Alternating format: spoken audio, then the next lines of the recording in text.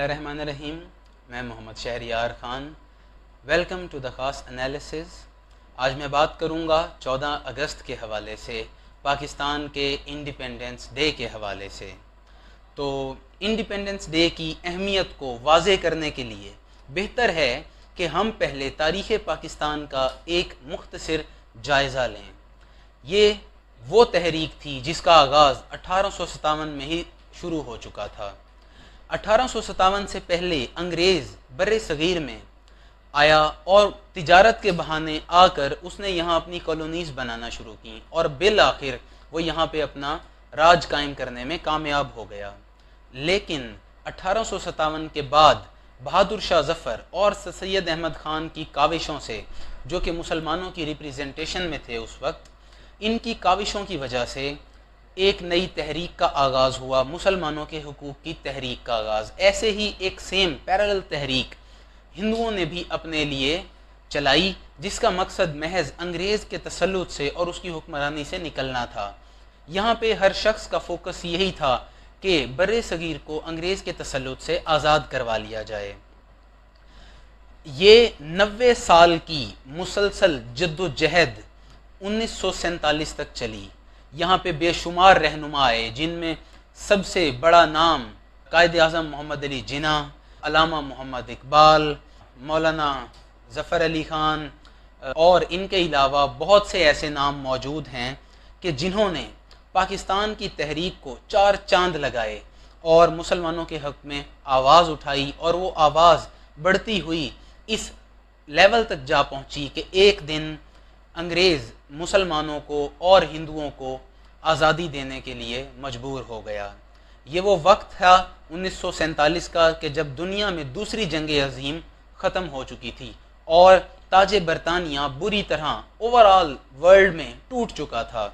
वो तमाम अपनी कॉलोनीज़ को आज़ाद कर रहा था, और यही वजह थी कि बर्रे सगीर में एक तरफ तो तहरीकें बुलंद थीं और दूसरी तरफ जो ताजे बरतानिया था वो ख़ुद ब खुद भी अपनी जो कॉलोनीज़ हैं उनको इंडिपेंडेंट बना रहा था। होता कुछ यूँ है कि 1947 में जब अंग्रेज़ बर्रे सगीर को आज़ाद करता है तो हर एक को इस बात का एहसास होता है कि मुसलमान और हिंदू दोनों अलग अलग कौमें हैं। इनके मज़हब, इनके रहन सहन, खाने पीने के अंदाज़, यहाँ तक कि हर चीज़, इनके खेल, इनके घरों में रहने के तरीके और दीगर रसूमात एक दूसरे से बिल्कुल मुख्तलिफ थीं, और मुख्तलिफ ही नहीं बल्कि एक तरह से एक दूसरे के ख़िलाफ़ थीं। तो जब कुछ रसूमात दो तबकात में एक दूसरे के ख़िलाफ़ पैदा होना शुरू हो जाती हैं तो वो जन्म देती हैं झगड़ों को, फसादात को। तो यही वजह हुई थी कि 1947 से पहले बर्रे सगीर में बेबहा फसादात मुसलमानों और हिंदुओं और सिखों के बीच होना शुरू हो गए थे। इन तीनों कौमों के लोगों के आपस में बढ़ते हुए फसादात और झगड़ों को देखकर तमाम बड़े रहनुमाओं ने यह फ़ैसला किया कि पाकिस्तान और इंडिया को अलग अलग रियासतों में बांट दिया जाए। तो फिर देखने में यही आया तारीख़ में कि अंग्रेज़ ने मुसलमानों को एक अलग वतन दे दिया जो कि 4 सूबों पर मुश्तमिल था, और हिंदुओं को एक अलग वतन दे दिया जिसका नाम हिंदुस्तान था, और मुसलमानों को पाकिस्तान मिला। ये थी पाकिस्तान की वो मुख्तसर तारीख़ कि जिसमें जब माइग्रेशन हुई, जब इंडिया से मुसलमान पाकिस्तान आना शुरू हुए, या तहरीक आज़ादी के वक्त हमने देखा कि फसादात के दौरान बेबहा जानों का नजराना पेश किया गया। आज़ादियाँ ऐसे ही नहीं आ जाती, इनकलाब यूं ही बर्पा नहीं होते, उनके लिए जानों का नजराना देना पड़ता है। और यही वजह थी कि जब हिंदुस्तान से मुसलमान माइग्रेट करके पाकिस्तान आए तो लाखों लोगों को काट दिया गया, बच्चे, बड़े, औरतें, बूढ़े, इस कदर शदीद जुल्म किया गया, और इस तरह से तमाम लोगों ने एक दूसरे पर बर्बरियत का मुजाहिरा किया कि देखने वाले की आंखें आज भी उसी तरह नम हो जाती हैं और हमारा दिल खून के आंसू रोता है कि क्या ये इंसान ही था जिसने एक दूसरे को इस कदर पुरतशद्दुद अंदाज में काट पीट डाला। खैर, बिल आखिर जो कुछ भी हुआ, लाखों कुर्बानियों के बाद एक वतन कायम हुआ जिसके पीछे बेशुमार लोगों का लहू मौजूद है, और 90 साल की एक मुसलसल काविश मौजूद है। मगर उसके बाद क्या हुआ, वो मुल्क जो इस कदर जुल्म सह कर हासिल किया गया, उसके साथ जो हालात बाद में इसी कौम ने किए वो हमारे सामने हैं। आइए बात करते हैं कि इंसान को आज़ादी की ज़रूरत क्यों पड़ती है, यानी नीड फॉर इंडिपेंडेंस और इम्पोर्टेंस ऑफ इंडिपेंडेंस पे। यहाँ पे मैं इस बारे में बात करना चाहूँगा कि जब दो कौमें आपस में रह रही होती हैं, यानी मैं बर्रे सगीर के ही पस मंज़र में बात कर रहा हूँ, जैसा कि हिंदू और मुसलमानों के आपस में बहुत ज़्यादा फसादात हुए, लड़ाई झगड़े हुए, इनमें बहुत ज़्यादा डिफरेंसेस मौजूद थे, तो उसकी वजह से जो नुकसानात हुए, इंस्टेबिलिटी आई, चाहे वो पॉलिटिकल थी, चाहे सोशल थी, चाहे वो इंस्टीट्यूशनल थी, उससे बहुत बुरा असर पड़ रहा था किसी भी मुल्क की करंट कंडीशन पे। तो यहाँ ज़रूरत इस बात की थी कि अब दोनों कौमों को अलग अलग वतन दे दिए जाएं, तो ताकि वो अपनी इबादत गाहों में आज़ादी से जा सकें, वो अपने इंस्टीट्यूशंस को बढ़ा सकें, वो अपने लिए हर वो काम कर सकें जिनकी उन्हें ज़रूरत है। यहाँ तक कि इसमें यह भी आता है कि वो दोनों कौमें अपनी आज़ाद खारजा पॉलिसियाँ बना सकें, जो कि बेस करती होंगी उनके अपने अकायद पे, उनके अपने नज़रियात पे। यही वजह है कि अगर बर्रे सगीर को एक मुल्क रहने दिया जाता और दो मुल्कों में तकसीम ना किया जाता, तो फिर खारजा पॉलिसी बनने में, दुनिया के साथ ताल्लुकात में और आपस में जो लोगों के ताल्लुकात हैं उनमें एक बड़ा नज़रियाती क्लैश आ सकता था। यही वजह है कि जब हम आज़ाद हो जाते हैं तो हमें आज़ादी महज बड़े पैमाने पर ही नहीं बल्कि छोटे छोटे हर उस पैमाने पर मिलती है कि जिसका आम इंसानी ज़िंदगी में अदराक नहीं किया जा सकता, या हम आम अपनी रूटीन की ज़िंदगी में उस तरफ ध्यान ही नहीं दे रहे होते।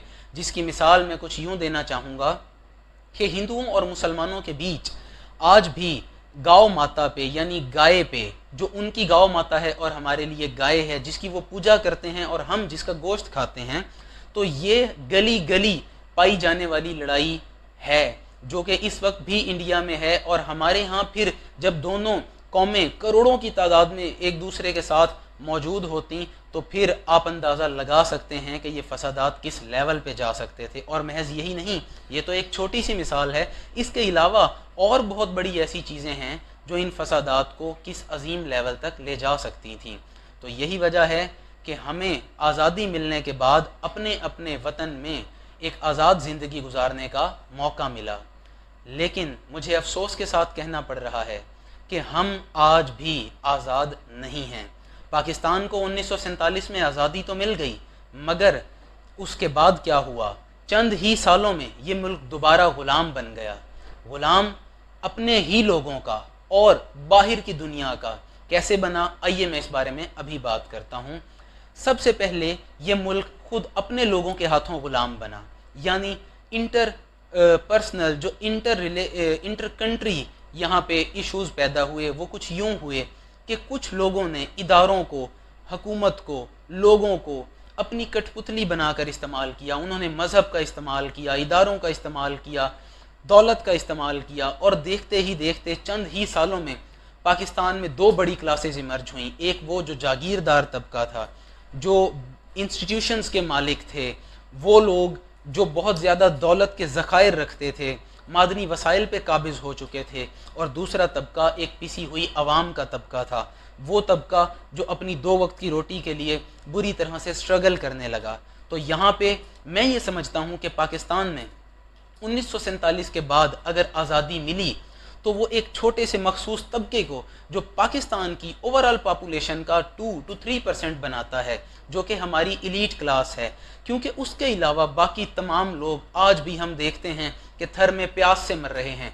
इस मुल्क में एक वो बच्चा है जो प्यास और दवाई की शिद्दत की वजह से, दवाई की कमी की वजह से, प्यास की शिद्दत की वजह से मर जाता है, और दूसरी जानिब वो लोग हैं जो 20-20 करोड़ के स्विमिंग पूल्स बनवाते हैं और उनमें नहाते हैं।